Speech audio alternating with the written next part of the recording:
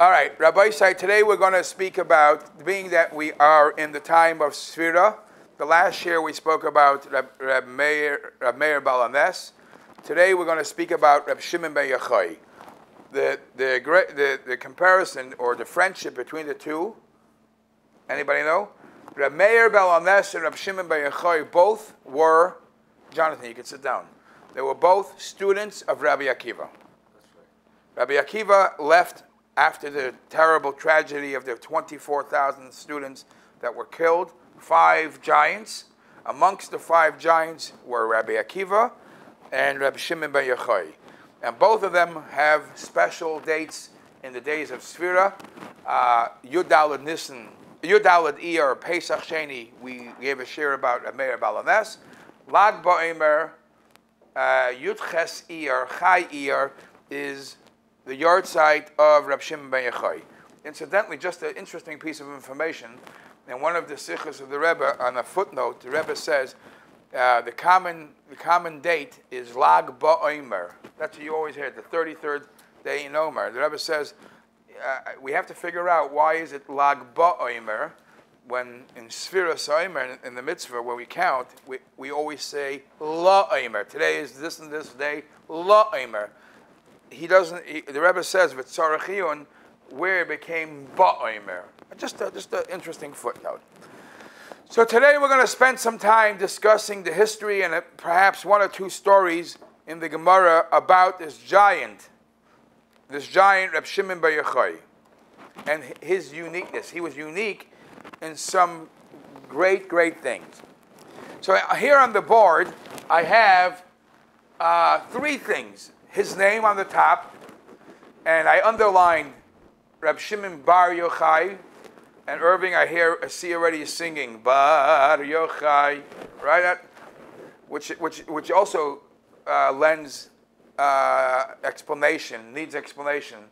Why, when they sing the song, they don't give him his title, Reb Shimon? They say bar Yochai, the son of Yochai. Why don't they give him by his name? Why the son of Yochai?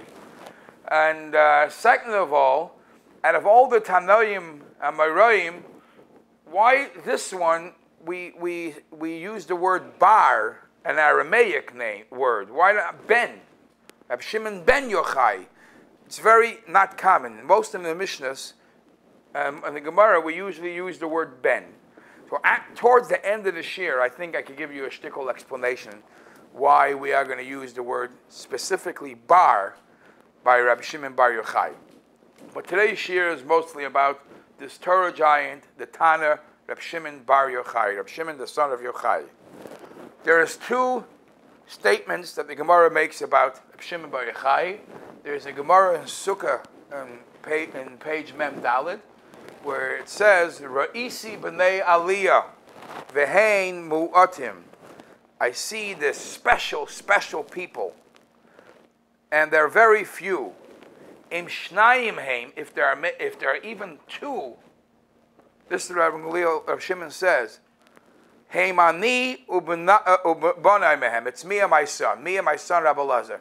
In other words, the b'nei aliyah, these special people, the people that from a different league, is Rabbi Shimon ben Yochai and his son Rabbi Lazar. They're from a different league. So they are called the b'nei aliyah. So we see they're not just a regular tzaddikim.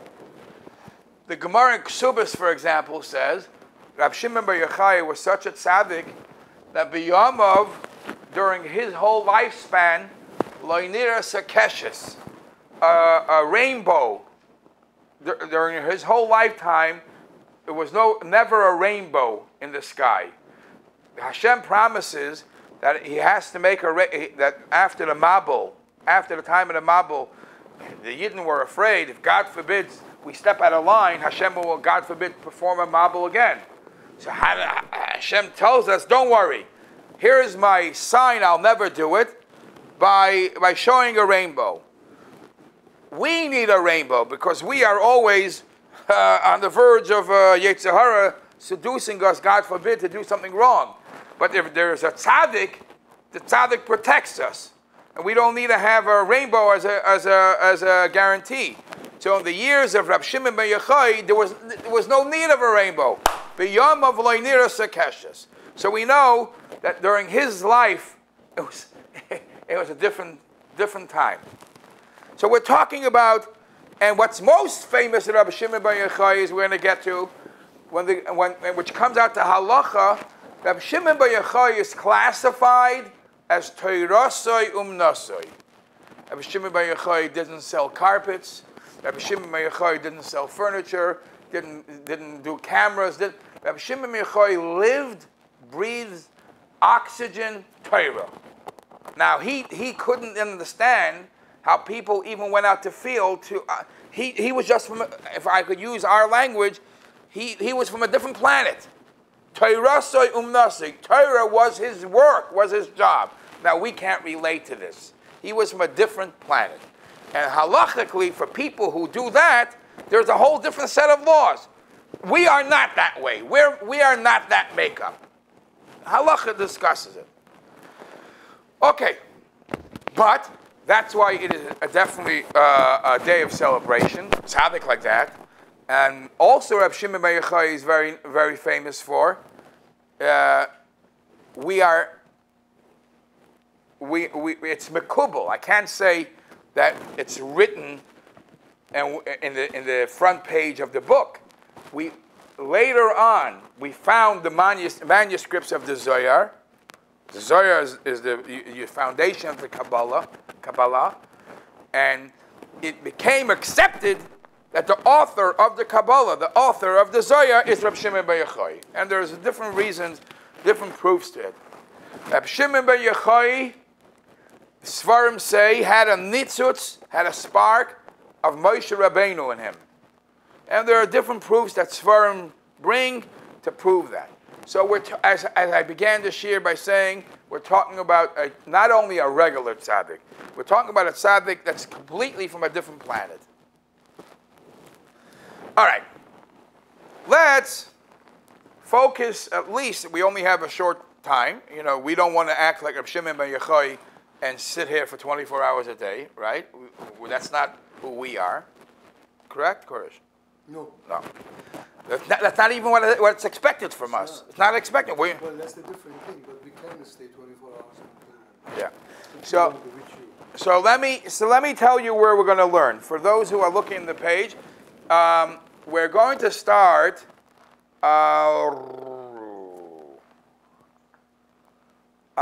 here.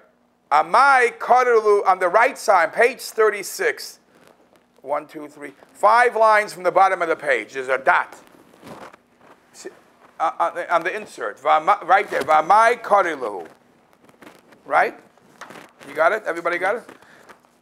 The Gemara talks about, until there, the Gemara talks about different things that took place. And the Gemara right there speaks about Rabbi Yehuda.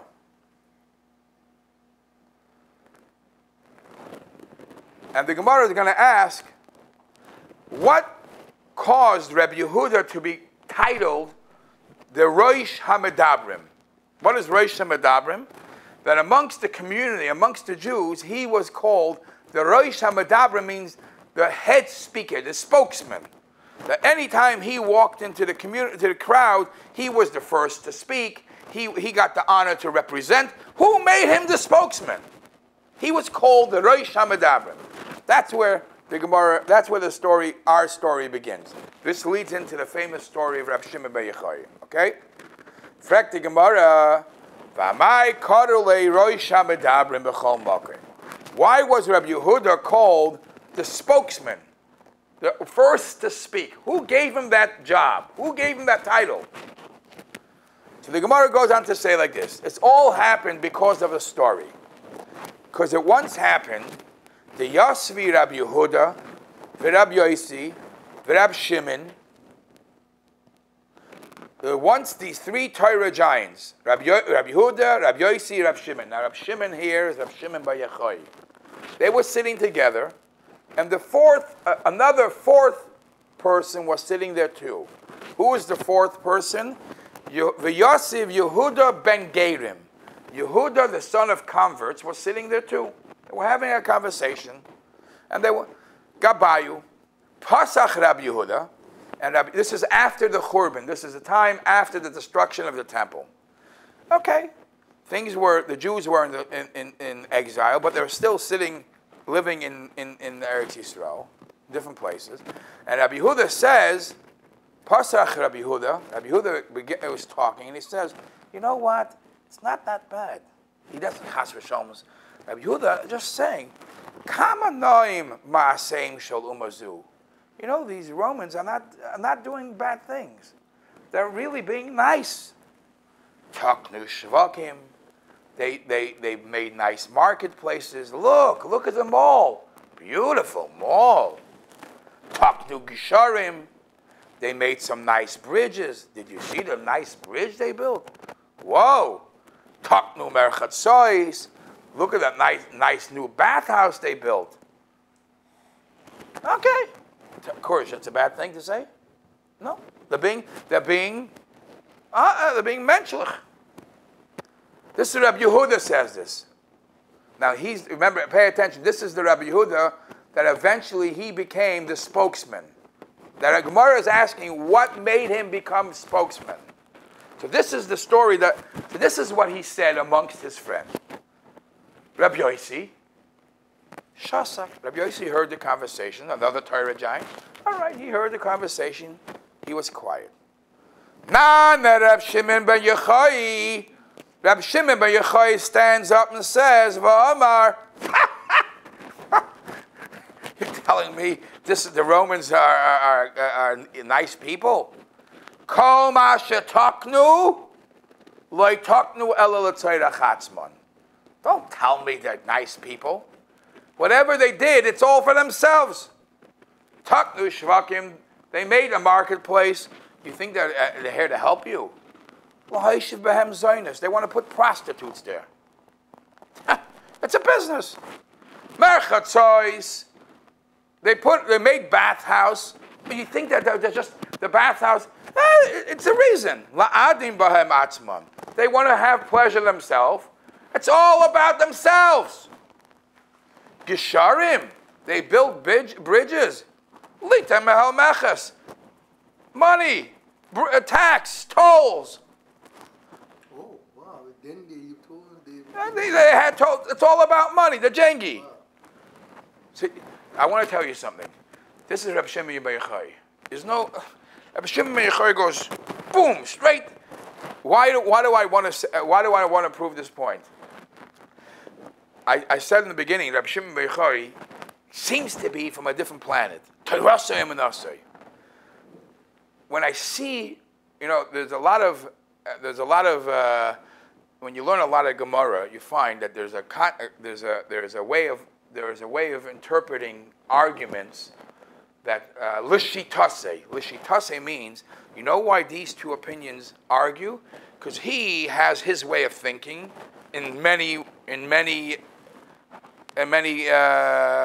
different halachas, and he has his way of. This is how he looks at items, and because he looks at an item this way, this is the type of glasses that's why his outcome is this. So Rabbi Shimon ben, I'll give you an example. Rabbi Shimon ben Yochai, for example, says, "Davar she'ena miskaven is pater." Rabbi Shimon ben Yochai said that if you do something on Shabbos and it was an accident, it's pater. Rabbi Shimon ben Yochai said, "Darish time of the krah." Rabbi Shimon ben Yochai says that when the Torah says you should do something or you should not do something, don't just accept it as it is. Read what the Torah wants. Why should it be done? And why should it not be done? And when the Torah wanted it to be done, that's when when it has to be done. And exclude not. For example, it says you have to give a loan. You have to give a loan. You should try to give a loan. Who should you give a loan to? To the poor people. There is no mitzvah to give a loan to a rich man. The poor people need loans. People who need loans, you give loan to. people who don't need loans, rich men, just to have another investment, Rabbi Shimon says, I don't know if there's a mitzvah to give a loan. Because Rabbi Shimon digs deeper into what the Torah says. Darish time of the Kra. Rabbi Shimon says, everything that you do has to have not only the action, has to have the kavanah.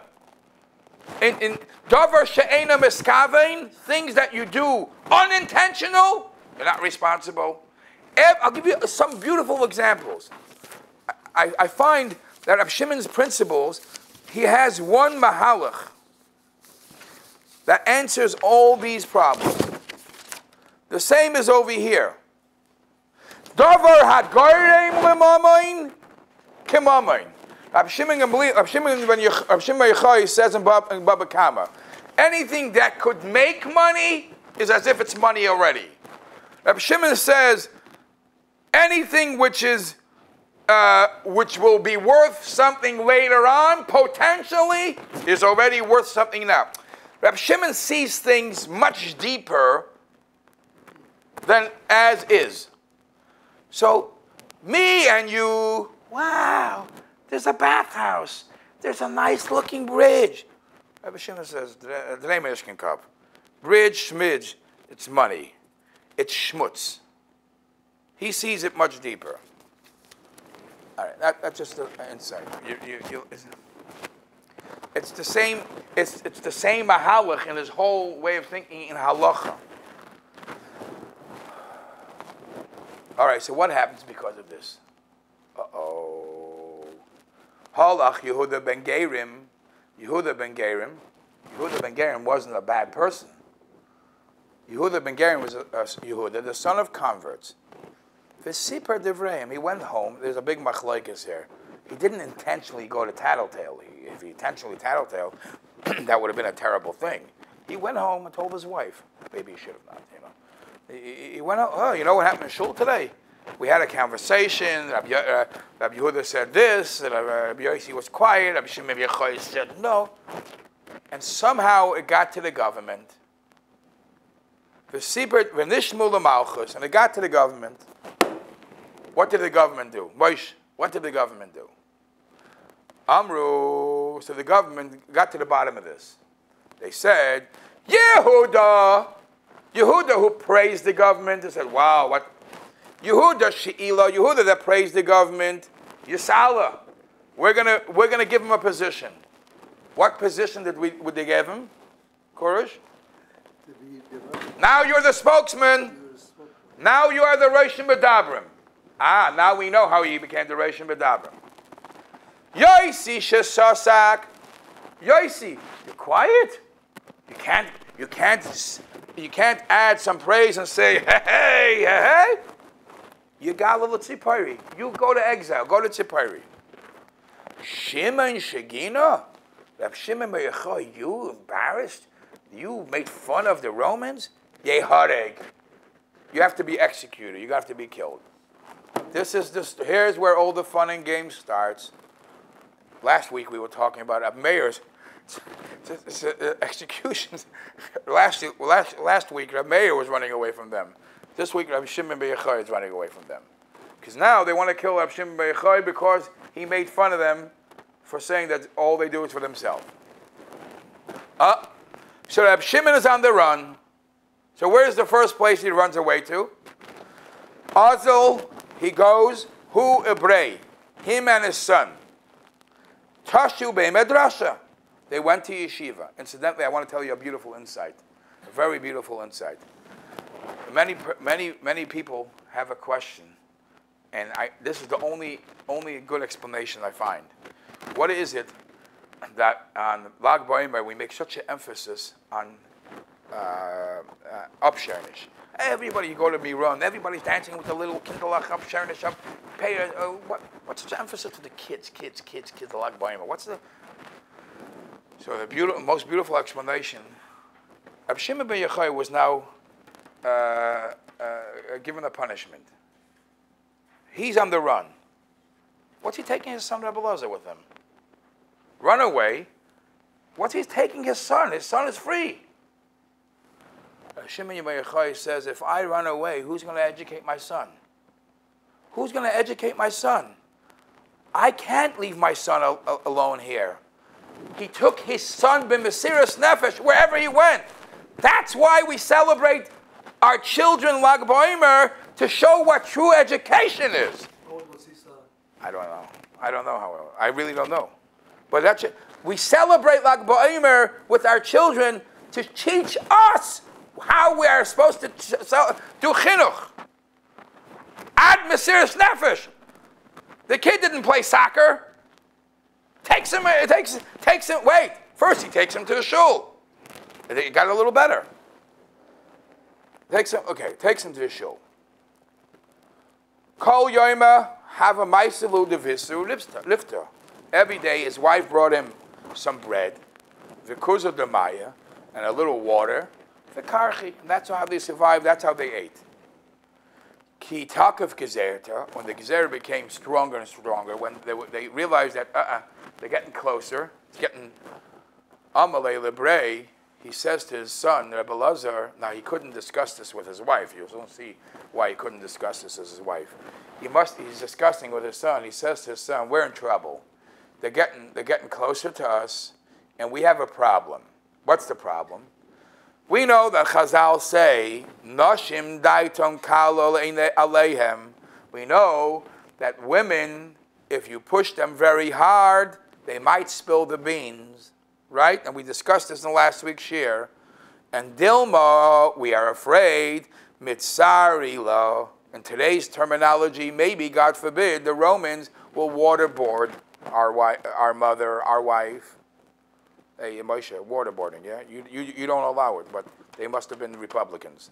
Dilma mitzarela. And umegalilon. And then the mommy will tell the Romans where we are. We're in the shul. They'll give her tsar. They'll give her Rahman al-San Yisurim, and she'll tell us they're in the shul. Ozlu, they have no. That's why they couldn't tell mommy. That's why they couldn't tell mommy the next plan.